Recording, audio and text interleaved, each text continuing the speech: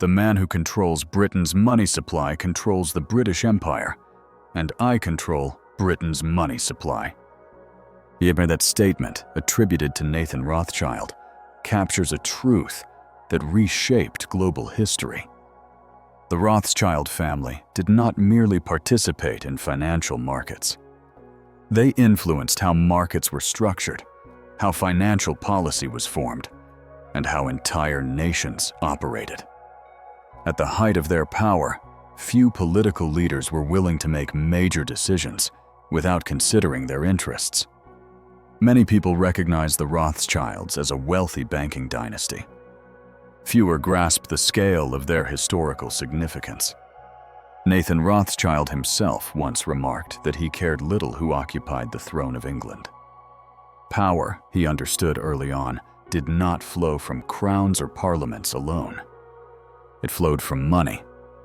Politicians and monarchs mattered less than they believed. Nathan was only one of 5 brothers, each leading a Rothschild branch embedded deeply within the financial systems of Europe's major powers.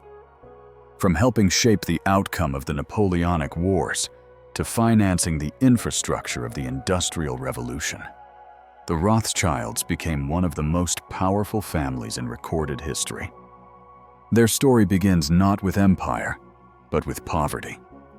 Mayer Amschel Rothschild was born in 1744 in Frankfurt's Judengasse, a narrow, overcrowded street that functioned as both a home and a boundary. More than 3,000 Jewish residents lived confined within its walls, navigating daily life under constant restriction. Jews were barred from public spaces, forbidden from leaving the quarter at night or on Christian holidays, and limited even in basic social interaction. Groups larger than 2 were prohibited. Life was a continuous negotiation between survival and dignity. Mayer was originally expected to become a rabbi, following family tradition. But the early death of his parents altered his path entirely. Forced to abandon religious studies, he became an apprentice in a banking house. There, he was introduced to finance, particularly the trade in rare coins from ancient civilizations such as Rome, Persia, and Byzantium. European elites prized these artifacts, and Mayer recognized their value early. His work sorting coins acquired at Frankfurt's semi-annual trade fairs exposed him to regional and international commerce. By the age of 19, he had accumulated experience well beyond his years. He returned to Frankfurt to join his father's trading business and soon became a successful dealer in rare coins. His reputation reached Crown Prince Wilhelm of Hesse, who appointed Mayer as a court factor, a Jewish financier serving a noble household. This appointment was transformative. It offered both protection and access. Mayer had escaped the confines of the Judengasse and laid the foundation of what would become the Rothschild dynasty. As his wealth grew, Mayer developed a strategy that would define the Rothschild legacy.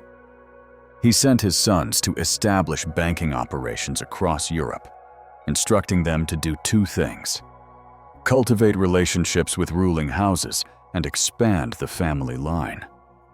This was not mere ambition. It was risk management. By dispersing his sons across the continent, Mayer diversified political and economic exposure. No single ruler could destroy the family. No single crisis could wipe them out. This was portfolio diversification before the term existed. By aligning with monarchies and governments, the Rothschilds secured both elite clients and political protection. By the early 19th century, the 5 Rothschild sons had established branches in Frankfurt, London, Paris, Vienna, and Naples. Together, these interconnected offices formed the first truly transnational banking network. Acting as financiers to multiple European powers, the Rothschilds maintained a position of strategic neutrality and extraordinary leverage. Their services expanded rapidly. What began as trading in luxury goods and commercial paper evolved into full-scale banking. Wars, in particular, proved profitable. The French Revolutionary and Napoleonic Wars created unprecedented demand for financing, logistics, and international payments. The Rothschilds financed princes, facilitated trade in essential goods, and moved capital across borders despite blockades. They funded both sides of the conflict. In Paris, James Rothschild supported Napoleon's regime. In London, Nathan Rothschild financed the British war effort under the Duke of Wellington. As the war progressed, the family recognized that British victory aligned more closely with their financial interests. Funding shifted accordingly. Nathan also used wartime volatility to his advantage, purchasing British government bonds at deep discounts during market panics caused by Napoleon's early victories. Through a private courier network faster than any state system, Nathan learned of Napoleon's defeat at Waterloo a full day before the British government. When the news became public, he sold his bonds at massive profit. This success, however, triggered backlash. Napoleon had granted Jews civil rights across much of Europe. For a prominent Jewish family to support his enemies was viewed by many as betrayal. Intellectual circles increasingly associated the Rothschilds with capitalism, transnational power, and inequality. As industrialization accelerated, the family became a symbol, and later a scapegoat, for anxieties about modern finance. Anti-Semitic narratives grew alongside nationalist movements. The Rothschilds became an easy target for resentment, directed at forces larger than any individual. Yet their financial ascent continued. They shifted into government securities, insurance, industrial shares, railways, coal, iron, and metallurgy, financing Europe's industrial transformation. Mayer's foresight extended to succession. His will restricted inheritance to male descendants, encouraging intermarriage to preserve control. Between 1824 and 1877, the majority of Rothschild marriages occurred within the family. Equally important was their asset strategy. The Rothschilds avoided tying wealth to land or physical gold. Instead, they held liquid assets, stocks, bonds, debts, difficult to seize during political upheaval. When violence erupted, there was little to destroy. Nathan Rothschild became the most successful of his generation. He secured control over Spanish mercury mines, granting near-global monopoly over a critical resource used in refining precious metals. He also obtained rights to refine gold and silver for the Bank of England and the Royal Mint. The family reinvested continuously. They became major shareholders in enterprises such as Rio Tinto and Royal Dutch Shell. Their influence expanded beyond finance into culture, science, and philanthropy. They funded libraries, hospitals, orphanages, museums, and scientific expeditions. Their collections enriched institutions across Europe. Governments relied on them. After France's defeat in 1871, the Rothschilds provided massive loans to stabilize the state. In Britain, they enabled the purchase of shares in the Suez Canal Company, transforming imperial trade routes. Their financing helped fuel colonial expansion and industrial consolidation. They also supported American industrialists, including John D. Rockefeller. Through banking networks and advisors, such as Jacob Schiff, the Rothschilds indirectly facilitated the rise of Standard Oil by enabling financing strategies and railroad rebates that crushed competitors. The family's influence extended into political developments surrounding the creation of Israel. The Balfour Declaration of 1917 was addressed to Lionel Walter Rothschild, reflecting the family's symbolic role within the British Jewish community.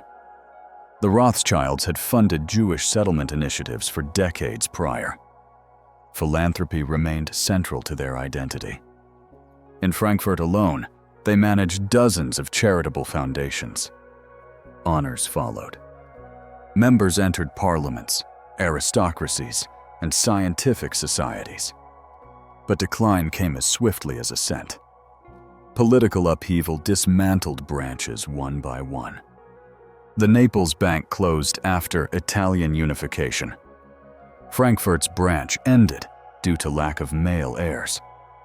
The Vienna branch collapsed under Nazi persecution. Assets were seized. Family members were imprisoned or forced into exile. In France, post-war nationalization ended Rothschild banking in Paris. Only London endured. In 2008, the family reunified holdings under a single structure for the first time in 2 centuries. Today, Rothschild interests span finance, real estate, energy, mining, agriculture, and philanthropy. One of Nathan's original banks still operates, reporting billions in revenue and over 100 billion in assets under management. Despite wars, revolutions, confiscations, and exile, the Rothschilds remain among the world's wealthiest families. Their legacy is complex. Admired by some, vilified by others, they shaped history in ways few families ever have. Their rise reminds us how contingency alters destiny. Had Mayer Rothschild's parents not died young, had he become a rabbi as intended, Europe's financial and political history might look very different. Whether celebrated or criticized, the Rothschilds changed the world, not with armies, but with capital. If you stayed until the end, leave an upside-down smile in the comments. And if you want deeper explorations into the origins of financial power, subscribe to Financial Origins, where the hidden architecture of history comes into focus.